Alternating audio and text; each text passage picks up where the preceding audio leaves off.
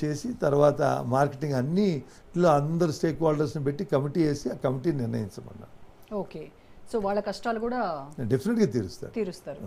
Okay, ఇప్పుడు కొల్లేరుని అంటే మంచి టూరిస్ట్ స్పాట్ కదా సార్, సో టూరిజం కూడా ఏమైనా డెవలప్ చేస్తారు? డెఫినెట్గా అమ్మ, టూరిజం ఆల్రెడీ ఆటపాకలో పిట్టల దొడ్డి అని ఉంది, ఇంకో చోట ఇంకొక బర్డ్ శాంక్చురీ పెట్టి గెస్ట్ హౌస్ అవి కట్టారు. టూరిజం డెఫినెట్గా డెవలప్ చేయాలి. దానికి రేపు దుర్గేష్ గారితో కూడా మాట్లాడి ఈ 120 జీవో వచ్చిన అభయారణ్యం దాని మీద మార్చిన తర్వాత టూరిజం మీద ఎక్కువ కాన్సన్ట్రేట్ చేస్తాం. ఓకే, ఒకసారి నేషనల్గా పాలిటిక్స్ చూద్దాం సార్.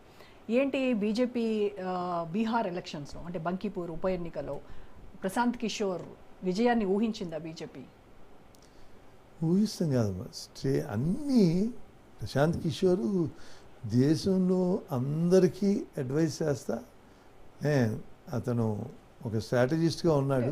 ఒక్క కాన్స్టిట్యున్సీలో కాన్సన్ట్రేట్ చేసి గెలిచినంత మాత్రాన అది గెలుపు కాదు అమ్మా. ఇలా ఇవన్నీ ఆలోచనలు ఏదో ఒక్క చూపించి ఒక్క ఇన్సిడెంట్ చూపించి మోడీ గారు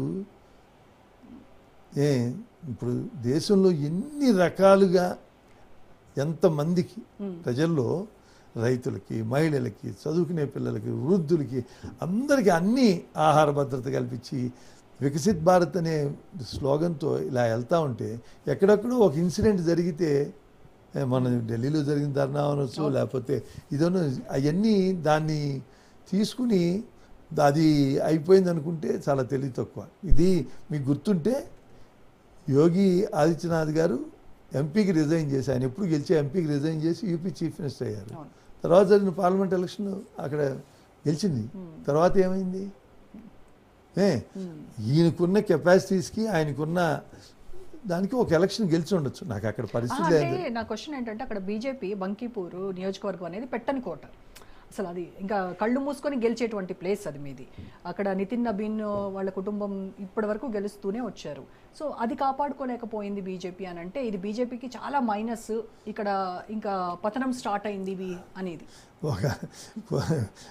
ఒక 594 ఎంపీలు ఉండి ఒక్కొక్క ఎంపీకి 7 అంటే 3500 కాన్స్టిట్యున్సీలో ఒక కాన్స్టిట్యున్సీలో ఒక ప్రత్యేకమైన వ్యక్తి నితిన్ నబీన్ డెఫినెట్గా అన్నిసార్లు గెలిచారు.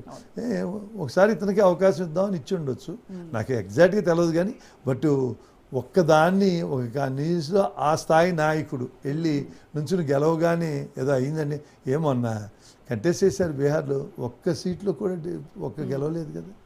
ఒక కాన్స్టిట్యున్సీలో ఆయన ఎఫర్ట్స్ అన్నీ ఒక కాన్స్టిట్యున్సీలో పెట్టారు.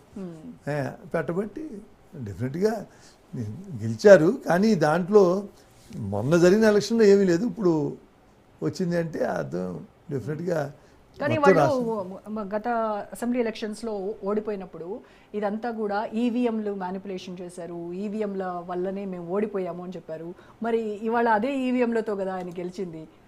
మా ఈవీఎంల మ్యానిపులేషన్ అనేది ఊరికినే ఓడిపోయినప్పుడు నెపం వేస్తానికి ఏ కారణం చెప్పుకోవడానికి సిగ్గుతో ఓడిపోయారు, ప్రజలు నన్ను రిజెక్ట్ చేశారు అనలేక ఏదో ఒక వంక పెడతామే తప్ప ఈవీఎంలు ఎవరు మేనేజ్ చేస్తారమ్మా?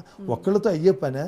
ఎంతమంది ఇన్వాల్వ్ అయితే ఈవీఎంలు మేనేజ్, ఎంతమంది డౌన్ ది లైన్ ఎంతమంది ఇన్వాల్వ్ అలా అంటే అది అసలు తెలవకుండా ఇంట్లో ఫ్యామిలీ మెంబర్స్ చూతారు, దగ్గర చూతారు. ఒక్కళ్ళకు కూడా ఎక్కడైనా నిర్దిష్టమైన ఆరోపణ ప్రూవ్ చేశారు ఆ ఒక్క విషయంలో ఆయన. ఊరికినే అంటే మనం ఎక్కలేక మనం ఏదో సామెత చెప్తారు, ఓడని చెప్తారు అంతే తప్ప ఆడలేక మధ్య ఓడ. ఓకే, తర్వాత నీట్ ఎగ్జామ్ పేపర్ కూడా చాలా మైనస్ అయింది. వెంటనే కనుక అక్కడ పేపర్ లీక్ అయిందని తెలియగానే వెంటనే ధర్మేంద్ర ప్రధాన్ అకౌంటబిలిటీ తీసుకొని రిజైన్ చేస్తుంటే అది బీజేపీకి మైలేజ్ వచ్చేది. ఇప్పుడు కాంగ్రెస్ మొత్తం ఈ క్రెడిట్ అంతా తన అకౌంట్లో వేసుకుంది. మా వల్లే, మా పోరాటం వల్లే, జెన్జీలకు మేము సపోర్ట్గా నిలవడం వల్లే, ప్రధాని ఇంటి ముందు నేను వెళ్ళి నిరసన చేయడం వల్లే అని కాంగ్రెస్ క్లెయిమ్ చేసుకుంటా ఉంది. మా వల్లే ధర్మేంద్ర ప్రధాన్ రాజీనామా చేశారు. నీట్ ఎగ్జామ్, ఈ ఎగ్జామ్స్ పేపర్లో లీక్ అవుతాం అనేది జరిగినాయి, చాలాసార్లు జరిగినాయి. దాంట్లో వీళ్ళు ఎంత ఎగ్జామ్ ఎంత కట్టుదిట్టంగా కానీ దాంట్లో ఆ లీక్ చేస్తాం వల్ల వచ్చే ఫైనాన్షియల్ బెనిఫిట్ అన్ఇమాజినబుల్, మన ఎవరికి తెలవనంత. సో నేను అనేది అదే, ఇప్పుడు ఈవీఎంలు ఎలాగో నీట్ ఎగ్జామ్ కూడా ఒకళ్ళతో అయ్యేది కాదు. There are so many stake holders, printing చేసిన పేపర్ సెట్ చేసిన కదమ్మా, అక్కడ చేసేవాళ్ళు కూడా వ్యవస్థ చాలా పెద్ద వ్యవస్థ. వాళ్ళు ఎంత ఎంత ఇప్పుడు పేపర్ ఎవడో ఒకడు హ్యూమన్ బీయింగ్ సెట్ చేయాలి కదా, 5 పేపర్లు సెట్ చేస్తారు, ఏయో కొన్ని ఇస్తారు, అయితే అవి అది తర్వాత ప్రింటింగ్, తర్వాత చాలా సెంటర్లకు వెళ్ళాలి. ఉంటే మీరు నేను కూర్చుని మాట్లాడినట్లు కాదు కదా, నేను మీ చేతికి ఒక పేపర్ ఇస్తే మీరు రాసిస్తాం కాదు, కొన్ని లక్షల మంది రాయాలి, కొన్ని చాలామంది ఇన్వాల్వ్ అయ్యారు దాంట్లో. అలా లీక్ చేస్తే అందుకే అంత కఠినమైన చెయ్యాలంటే భయపడే రకంగా ఒక కఠినమైన చట్టం తీసుకొచ్చారు. ఈ చెప్పేవాళ్ళందరూ ఆ చట్టాలు ఇన్నాళ్ళు ఎందుకు తేలా?